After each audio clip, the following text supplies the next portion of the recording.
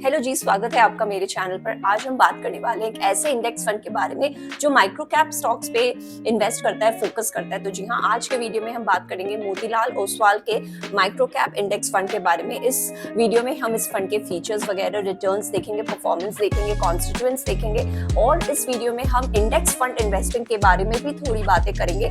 मैंने आपकी सहूलियत के लिए इस वीडियो में चैप्टर्स ऐड कर दिए, so as per your convenience आपको जो चैप्टर्स में आप इंटरेस्टेड हैं आप उनको स्किप कर सके। तो आइए शुरू करते हैं आज का video on Motilal Oswal Nifty micro cap 250 index. तो सबसे पहले समझते हैं कि माइक्रो कैप स्टॉक्स होते क्या हैं। तो according to the exchanges, according to NSC, micro cap हमारे सबसे लोएस्ट ईयर में आते हैं। सबसे पहले लार्ज कैप स्टॉक्स होंगे 100, उसके बाद आएंगे मिड कैप्स 101 टू 250, फिर आते हैं स्मॉल कैप्स 251 से 500 ऐसे कंपनीज हैं और बाद में आ जाते हैं हमारे माइक्रो कैप्स। तो माइक्रो कैप की अगर हम डेफिनेशन देखें तो वो 250 कंपनीज हैं जो पहले 500 कंपनीज के बाद आते हैं। तो सबसे बहुत हमारे, अगर आप ये देखें तो मार्केट कैप के हिसाब से सबसे lowest level of the pyramid में है। और आज के दिन अगर हम मार्केट कैप कवरेज इस तरह के फंड स्टॉक्स का देखें तो अराउंड 4% हो जाता है। अगर हम बात करें इस पर्टिकुलर इंडेक्स के बारे में, तो ये मेथडोलॉजी जो फॉलो करता है फ्री फ्लोट मार्केट कैप के हिसाब से जो स्टॉक सिलेक्शन होती है, स्टॉक्स की वेटेज होती है, वो इनके फ्री फ्लोट मार्केट कैप के हिसाब से होती है। आज के दिन इस इंडेक्स में 250 ऐसे कंपनीज हैं। 2021 में ये लॉन्च हुआ था। बाकी इसका जो इंडेक्स रीबैलेंसिंग है वो सेमी एनुअली हो जाता है। माइक्रो कैप जो स्टॉक्स हैं ये ऑफ कोर्स उतने पॉपुलर स्टॉक्स नहीं हैं और जो हमारे न्यू है इन्वेस्टर्स जो अपनी इन्वेस्टिंग जर्नी शुरू कर रहे हैं, वो उनको तो इस तरह की कंपनीज के बारे में उतना पता भी नहीं होगा। तो ये जो तरह का फंड है ये हमको इस तरह की कंपनीज से रूबरू कराता है। हमें इस तरह की कंपनीज में पता चलता है what are these companies. Otherwise अगर हम खुद किसी और से भी पूछे या रिसर्च करने जाएं तो हम HDFC, ICICI, Infosys, TCS, Wipro, Reliance, इन तरह की कंपनीज में ही अटक जाते हैं। लोअर पिरामिड में जो स्टॉक्स होते हैं वो हमें हवा ही नहीं होती है कि क्या है। और माइंड यू, जो सबसे ज्यादा इनोवेशन या ग्रोथ की संभावना होती है वो इन छोटी न्यू अपकमिंग कंपनीज में ही ज्यादा होती है, क्योंकि जो बड़ी कंपनीज है they have already reach their potential. वहां room to growth is very less होते हैं, बट चांसेस जो हैं वो आपको ज्यादा ये सारी कंपनीज मिलती है। अगर हम इसको कंपेयर करें आज के दिन, अगर आप मेरे को पूछे कि स्मॉल और माइक्रो में मुझे माइक्रो में क्यों इन्वेस्ट करना चाहिए, अगर आप देखना चाहें तो आप देखिए रिटर्न्स जो दिखा रहा है, ऊपर जो बॉक्स है वो माइक्रो कैप के रिटर्न्स दिखा रहा है और नीचे वाले small cap.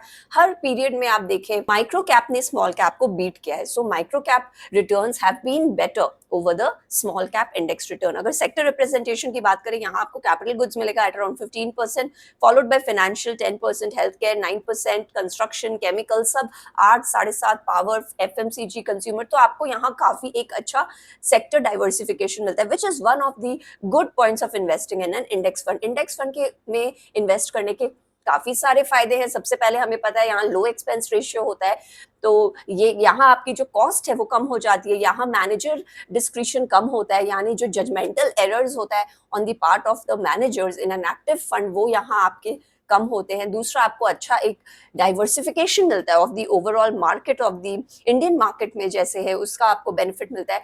Also it is easier to trade, less stressful and convenient. कोई अगर नया इंसान है जो इन्वेस्ट करना चाहता है स्टॉक्स में बट उन्हें पता नहीं है कैसे, तो index funds is a good stepping stone that way. और इस केस में माइक्रो कैप में ये आपको इनोवेटिव न्यू कंपनीज में आपको एक्सपोजर देता है without doing much research on your part. हम देखेंगे किस तरह की कंपनीज में यहाँ आपको फोकस मिलेगा। तो सबसे पहले अगर हम देखें, यहाँ आपको जो टॉप कंपनीज है of the likes of Kirloskar oil, Neuland labs, Strides Pharma, Religare enterprises, Voltamp, Jaiprakash, Reliance पार्स, अनंतराज। अब इसमें से कई ऐसे जेम्स ऑफ स्टॉक्स हैं जो आज के दिन बहुत ही अच्छा परफॉर्मेंस दे रहे हैं और जिनकी ग्रोथ पोटेंशियल भी बहुत अच्छी है। अगर हम बात करें किर्लोस्कर ऑयल इंजन्स की, तो ये manufacturer and servicer of diesel engines and diesel generator sets हैं, जो कि आज के दिन काफी एक पॉपुलर हो गया है ये कंपनी। अगर आप इसके रिटर्न्स स्टॉक रिटर्न्स और प्रॉफिट ग्रोथ देखें तो आप देखिए over the last 10 years it has been in the green,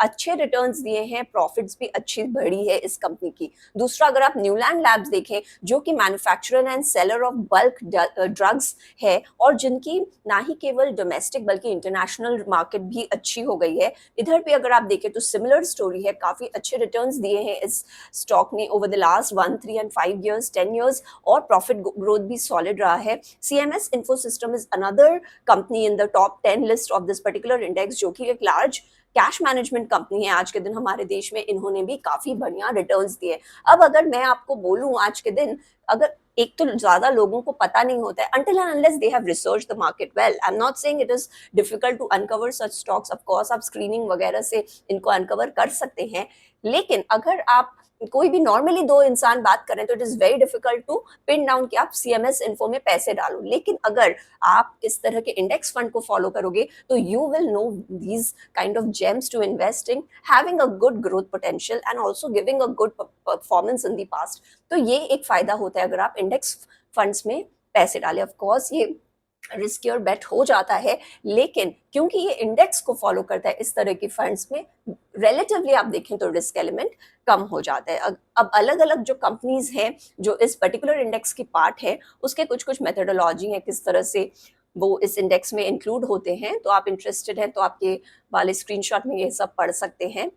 बाकी अगर आप देखें तो डिसएडवांटेज अगर हम बोले इंडेक्स फंड का तो वो एक ट्रैकिंग एरर हो जाता है, यानी जो फंड की परफॉर्मेंस रही है और जो इंडेक्स की परफॉर्मेंस रही है, फंड कितने अच्छे से उस इंडेक्स को फॉलो कर पाता है, उस डिफरेंस को हम कहते हैं ट्रैकिंग एरर। इस पर्टिकुलर फंड जो मोतीलाल ओसवाल का फंड है उसमें ट्रैकिंग एरर है -1.5% in the last 1 year and -2% since Inception. अगर हम इंडियन कॉन्टेक्स्ट में बात करें तो 1 से 2% के रेंज में ट्रैकिंग एरर इज परमिसिबल। अगर किसी फंड का 0 होता है ट्रैकिंग एरर, यानी उन्होंने हूबहू अपने इंडेक्स को फॉलो किया है, वो बेस्ट होता है, लेकिन 1 से 2% तक भी सही है ट्रैकिंग एरर। तो चलिए अब जल्दी से इस पर्टिकुलर फंड के बारे में बात कर लें। ऑफकोर्स ये इंडेक्स फंड है तो जैसे हमने शुरू में देखा है इनके सेक्टोरल डाइवर्सिफिकेशन, टॉप होल्डिंग्स वगैरह सिमिलर लाइंस में होगी। इस पर्टिकुलर फंड का जो एक्सपेंस रेशियो 0.44% है, which is one of the characteristics of index fund. यहाँ आपके एक्सपेंस रेशियो काफी कम होते हैं, एग्जिट लोड यहाँ लगेगा 1% का, टैक्सेशन वगैरह सिमिलर है जैसे इक्विटी में फंड्स में होते हैं, यानी 20% फॉर शॉर्ट टर्म